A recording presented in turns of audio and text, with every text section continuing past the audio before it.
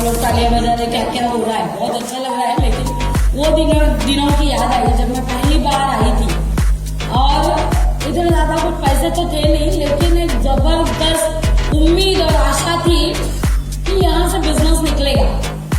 और मैं उसके पहले 5-6 सालों से आनंद बंसल जी को जानती थी और एक ही वो आस लेके कि इनको प्लान दिखाना है, बिजनेस में लाना है, ये एक ही इच्छा से और एक ही आशा से एक ही बंदे के लिए मुंबई से जयपुर आए। मैं और मेरे पार्टनर सचिन चौहान सर, हम दोनों आए थे। आज वो बाद में पता दिमाग में कैसे कैसे यहाँ आई, लेकिन उन दिनों में पैसा नहीं हुआ करता था, तो 110 रुपए का एक लॉज में एक छोटा सा रूम लिया और आनंद बंसल सर जी को फोन किया और बोला मिलते हैं। और बंसल जी भी आए क्योंकि हमारे रिलेशन बहुत अच्छे थे उसके पहले कई सालों से, तो आए और प्लान दिखाए। वो आज 110 रुपए का रूम से जो शुरुआत की थी, फिर बंसल जी बिजनेस में आ गए, जुड़ गए और उसके बाद कारवा बढ़ता गया। फिर हमारे हीरो हर्षवर्धन जैन सर,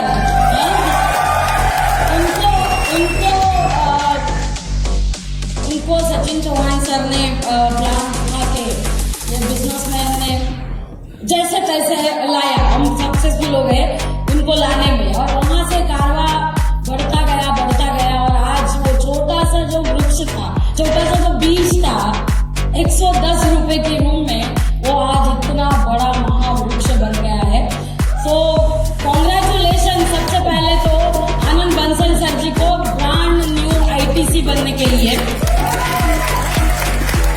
और उनके साथ कंधे से कंधा मिला के जो हमेशा इतने सालों से हम चल रहे हैं, हर्षवर्धन जैन जी के लिए भी एक बार जोरदार तालियां होनी चाहिए। और मैं यहाँ पे खड़ी हूँ मेरे अकेले की वजह से नहीं, डेफिनेटली नहीं, इधर से यहाँ तक गिनोगे तो 4-11 हूँ, 5 भी नहीं हूँ, 4-11 हूँ। तो मैं यहाँ तक आ पाई क्योंकि इतने सारे लोगों का मुझे सपोर्ट था। और आपको एक बात बताऊं खुशी से कि मेरे अंदर ऊपर वाले ने एकदम पॉजिटिविटी के एकदम बहुत सारा कीड़े ठूस के भरे हुए हैं, है ना। तो कुछ तो करना है क्योंकि उसके पहले वो भी टाइम नहीं है अपने पास इतना, लेकिन वो करना है, कुछ तो करना है, क्या करेंगे। और ये बिजनेस को देखा था, बहुत अच्छा लगा था, लेकिन देखा कैसे देखा मैंने खुद सामने से जाके हमारे great upline proud personality royal diamond Rajesh Yadav sir ji के पास मैं खुद गई थी और कहा था कि मुझे ये बिजनेस करना है, आप मेरे अपलाइन बनिए। ऐसा करके मैं गई थी और ऐसा अजीबो गरीब नमूना हूं मैं, जिंदगी में ऐसे ही कुछ अजीबो गरीब कार्यक्रम किए है। और राजेश यादव सर जी को कहा कि यस मुझे ये बिजनेस में कामयाब बनना है, आप मेरे अपलाइन बनने के लिए तैयार है क्या। और फिर वहां से ये कारवा शुरू हुआ और मैनेजमेंट का जो सपोर्ट मिला उन दिनों में, शायद इसी की वजह से मैं आज यहाँ तक हूँ। उन दिनों में अपने भरत जैन सर मुंबई में हुआ करते थे, है ना। आप समझ सकते हैं कि मेरी शुरुआती दिनों में भरत जैन सर मुंबई में थे, उनका सपोर्ट मिला क्योंकि कुछ मालूम नहीं था क्या करना है क्या नहीं करना है, कुछ नहीं मालूम था, लेकिन उनका उन दिनों में बहुत सपोर्ट मिला। तो आज मैं यूटीसी बन गई, आज आपके क्षेत्र में है वो, तो आप अगर चाहे तो आप भी कम से कम आईटीसी तो बन ही सकते हैं। आप अपने आप के लिए एक बार जोरदार तालियां बजाइए। ऊपर वाले सोचते हैं नीचे वालों का काम है, नीचे वाले सोचते हैं आगे वालों का काम है, आगे वाले सोचते हैं जाने तो क्यों ताली बजानी है। लेकिन हमने भर के तालियां बजाई थी, तो मैं आज यहाँ पे आपके सामने यूटीसी करके खड़ी हूँ। मैनेजमेंट एक्सलेंट, क्या बताऊँ आपको। जैसे हमारे लाडले नेटवर्क उद्योग सम्राट, जो नाम दो उनको वो कम है, ऐसे प्रवीण चंदन सर जी को मैं तहे दिल से नमस्कार करना चाहती हूँ। और वो तो इनके लिए इतनी तालियां, मैं तो माइक रख के चली जाऊं नीचे। तो वो तो बहुत ही बढ़िया तो है ही, उसका कोई मतलब हम वो खुश नसीब लोगों में से है जो उनको एकदम रूबरू मिला करते थे, बातचीत हुआ करती थी, डेवलपमेंट के बारे में बातें हुआ करती थी, उनका गाइडेंस मिलता था। वो तो वो, लेकिन अभी उनकी नेक्स्ट जनरेशन यहाँ पे बोल के गए, माय गॉड, मैं तो एकदम, मैंने उनको बैक स्टेज में बोला, क्या जबरदस्त बोलते हैं। कुणाल चंदन सर जी के लिए भी एक बार जोरदार तालियां होनी चाहिए। फिर सलील मैथ्यू सर, कैलाश भट्टर सर और अपने 24/7 मैम। मैं हमेशा ये किस्सा सभी मीटिंग में बोलती हूँ। लोग बोलते हैं 24/7, मुझे ऐसा लगता था ना वो ऐसे ही व्हाट्सएप ऑन करके ऑनलाइन करके रहते होंगे शायद, ऐसा शुरू में लगता था। तो मैंने एक बार रात को 2:30 बजे कुछ मैसेज भेजा, मतलब कुछ सवाल पूछा था, कसम से बोलती हूँ 2:40 को उनका जवाब आया। जो भी मेरा सवाल था उसका जवाब आया। मतलब रियली हमें इतना गर्व महसूस होना चाहिए कि ऐसे व्यक्ति 24/7 जो काम करते हैं वो हमारे साथ है। तो हमारी कामयाबी ऊपर वाले ने निश्चित कर दी है, सिर्फ अपना काम करने का भी टाइम है। कितने लोग आप यहाँ पे जिंदा है ना? Thank you. मुझे समझ ही नहीं रहा है आप जिंदा है कि क्या है। या तो मैं ऐसा मानती हूँ क्योंकि मेरे अंदर पॉजिटिविटी है कि आप मुझे इतना गौर से सुन रहे हैं कि ताली बजाने का आपको शायद भाग नहीं है। तो ये सारे लोगों ने मुझे पहले दिन से रियली सपोर्ट किया। एक वाइस प्रेसिडेंट एडमिनिस्ट्रेशन जो चेन्नई पे बैठते हैं, पर्दे के पीछे काम करते हैं, सुनील सिंह सर जी, ऐसे सारे लोग और मेरे सारे लोग जो मतलब दिन रात मेहनत कर रहे हैं आज हमारे साथ, और इतना बड़ा गैदरिंग आज जयपुर में हुआ। मेरे बारे में बताना चाहूंगी जल्दी से, क्योंकि मुझे टाइम दिया नहीं गया था। कितना टाइम है मेरे लिए? आलोक सर जी कितना टाइम है? खत्म हुआ? 5 मिनट है। वाह, 5 मिनट मिलेगा। तो मुझे कितने लोगों ने इसके पहले सुना हुआ है? ऑलमोस्ट सभी ने सुना है, लेकिन बहुत सारे लोगों ने नहीं सुना है। फटाफट आप बीच में अभी तालियां मत बचाइए तो मेरा टाइम बचेगा। मेरा नाम मृणाल फणसरकर, मुंबई में रहती हूँ। बीएससी ग्रेजुएट किया है मैंने रामनारायण रुइया कॉलेज से, और बहुत कुछ करके देख लिया था, कुछ भी सक्सेसफुल नहीं हुआ था। ज्यादा जो टाइपिंग रहता ना उन दिनों में, 15-20 साल पहले टाइपिंग का बहुत होता था। अभी तो कोई टाइपिंग को पूछता नहीं, लेकिन आज जैसे मेरे नाम पे रिकॉर्ड है ना, वैसे वो भी एक रिकॉर्ड है कि टाइपिंग की एग्जाम में 40 वर्ड्स पर मिनट करके कंसेप्ट होता है। तो मेरे ख्याल से I must be only candidate जो उसमें फेल होगी, है ना। मैं आपको बताना चाहती हूँ, लोगों को ऐसा लगता है कि पहले से ही कुछ लेके आते हैं तो कामयाब होते हैं। कुछ नहीं लेके आई थी, कुछ नहीं हो रहा था, और बिल्कुल 10 बाय 10 स्क्वायर फीट के घर में रहती थी और ये बिजनेस को शुरू किया। लेकिन मुझे अपलाइन ने जब बताया था कि मैडम जी आप जो भी किए हो मुझे पता नहीं है, लेकिन ये बिजनेस आप सीखिए, और मैंने एक काम किया। मेरा उन दिनों में मेरे घर में सब बढ़िया था, मेरे हस्बैंड गवर्नमेंट जॉब में है और सब कुछ अच्छा है, लेकिन मुझे वो कीड़े थे ना कि मैंने कुछ करना है। तो मुझे मेरे हाथ में जितना भी पैसा आता था वो पैसा मैंने पूरा का पूरा उन दिनों में एजुकेशन पे लगाया, ये बिजनेस की एजुकेशन पे।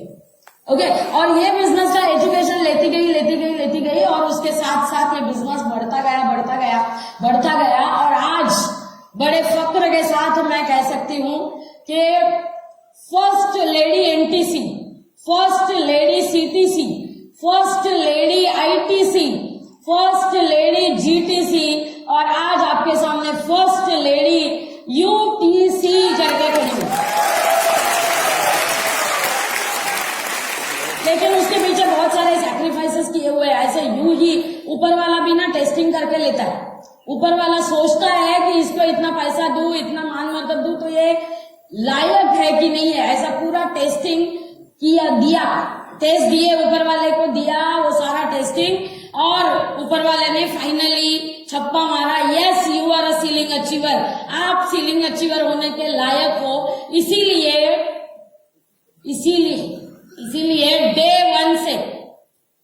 डे वन मतलब ये मैनेजमेंट के साथ हम पिछले 15 सालों से है, वहां से डे वन से, मतलब वहां डे वन नहीं, लेकिन आज आपको बता दूं 2006 यही मैनेजमेंट के साथ हम लोग थे।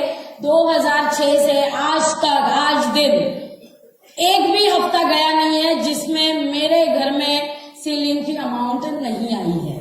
Not a single week, not a single week. और यहाँ ये स्टेज पे हम कभी भी कोई भी चीज झूठ नहीं बोलते हैं।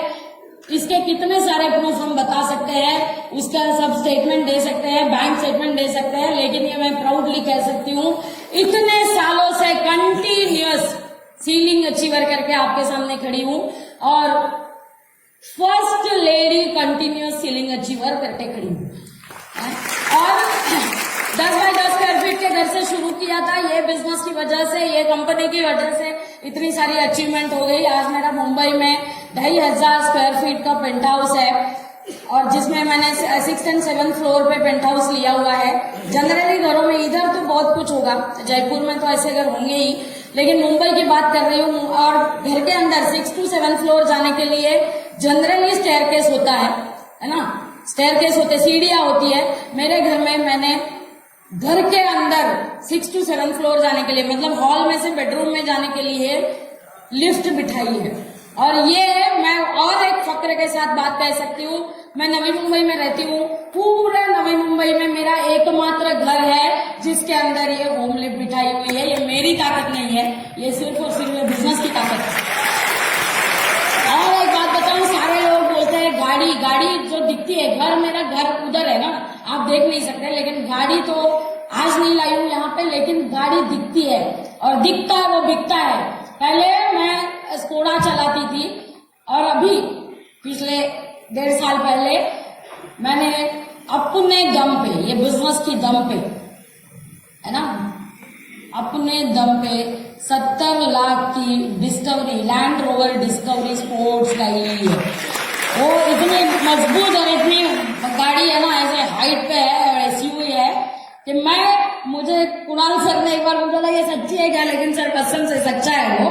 मैं जब पहले दिन गाड़ी चलाने लगी ना तो रास्ते में लोग ऐसा देखने लगे थे, ये क्या हो रहा है, तो मुझे भी नहीं समझ रहा था लोग इस नजर से क्यों देखते हैं, क्या देखते हैं। तो मैंने किसी को बाहर खड़ा किया, मैं बोली लोग ऐसा क्यों देखते हैं, जरा देखो तो सही। तो उन्होंने बोला मैडम आप जब गाड़ी चलाती है ना तो लोगों का एकदम ऐसा दंग रह जाते हैं कि इंडिया में ऐसी टेक्नोलॉजी कब आई कि बिना ड्राइवर के गाड़ी चलती है। 411 सिंपल 411, लेकिन फिर भी पूरा ऑल ओवर इंडिया वो गाड़ी मैं खुद चलाती हूँ। आप पूछेंगे ड्राइवर क्यों नहीं, क्योंकि मेरे अंदर के वो कीड़े कि मैं चलाऊं, मुझे फ्रीडम पसंद है। जिन जिन लोगों को फ्रीडम पसंद है ना वो इस बिजनेस में कामयाबी हासिल करके ही रहेंगे। मुझे फ्रीडम पसंद है, ड्राइवर तो रखा है, लेकिन वो उसकी मर्जी और मैं घूमूं ये मुझे मंजूर नहीं है। मैं मेरी मर्जी से घूमूं तो मैं कभी कभी उसको बोलती हूँ भाई तू रुक, मैं चलाऊंगी, तुम्हारे ऊपर मैं निर्भर नहीं हूँ, तुम्हारी इच्छा से मैं नहीं घूमूंगी, इसीलिए मैं खुद चलाती हूँ। सामने लोगों को लगता ही है बिना ड्राइवर के गाड़ी चलती रहती है। ये सारी उपलब्धियां, कई सारी चीजें, इतना फ्रीडम मिलता है ना, मैं आपको बोलूं कि वो फ्रीडम का मैं बयान नहीं कर सकती हूँ। एक बार पैसा आ जाए ना, मेरे ये बिजनेस में आने से पहले मेरे पास पासपोर्ट भी नहीं था और पासपोर्ट बनवाया, उसके बाद वो खत्म, मतलब वो उसका एक्सपायरी होने से पहले मुझे दूसरा पासपोर्ट बनवाना पड़ा। इतने कंट्रीज के स्टैंप उस पे लगे, इतने कंट्रीज के वीजा उस पे लगे। और जाते जाते मैं इतना ही कहूंगी, इतना कंट्रीज में जाते हैं मजा आता है, वहां के सब प्राणियों को देखने मिलता है। मुझे बहुत शौक है, मैं कहीं पे भी जाऊँ ना तो वहां पे, अब गूगल बताता ही है, वैसे फिर भी वहां पे पर्सनली मैं जब पूछती हूँ ना कि यहाँ पे हाईएस्ट लेवल ऑफ इनकम मतलब क्या है, मतलब हाईएस्ट जो 4-5% लोगों का जो इनकम रहता है ना वो कितना होता है। मेरे पास मैंने वो उसका पूरा पीपीटी बनाया हुआ है, कभी फुर्सत मिले तो दिखाऊंगी। कोई भी कंट्री में जाओ, कोई भी कंट्री में जाओ, वहां का हाईएस्ट 4 to 5% लोगों का जो इनकम रहता है उससे कई गुना ज्यादा इनकम माय लाइफस्टाइल के कंटिन्यूअस सीलिंग अचीवर का रहता है। मतलब वो फर्क भी कितना भी हो, आप स्विट्जरलैंड जाओ, 50 रुपए का अपना 50 रुपया दो तो उनका एक स्विस फ्रैंक आता है। आप यूरो ले लो, कोई भी ले लो, यूएस डॉलर ले लो, इतना कन्वर्जन के बाद भी माई लाइफस्टाइल का कंटिन्यूअस सीलिंग अचीवर का इनकम वो सारी कंट्रीज से ज्यादा है। ये कितने फक्र की बात है। तो लोग मुझे पूछते हैं कि आप यूएस वगैरह रहने के लिए शिफ्ट होने का कभी सोचते हैं क्या? मैं ये बोलती हूँ कि अमीर कंट्री में जाके गरीब रहना इससे अच्छा गरीब कंट्री में रह के अमीर होना मेरे लिए ज्यादा इम्पोर्टेंट है। और जाते जाते यही बोलाऊंगी, कई सारी कंट्रीज में जाते हो, आप मलेशिया जाते हो, अंडर वाटर जाते हो, फिश होते हैं, फिश को खिलाते हैं, ऑस्ट्रेलिया जाओगे कंगारू को खिलाते हो, न्यूजीलैंड में जाओ कीवी को खिलाते हो।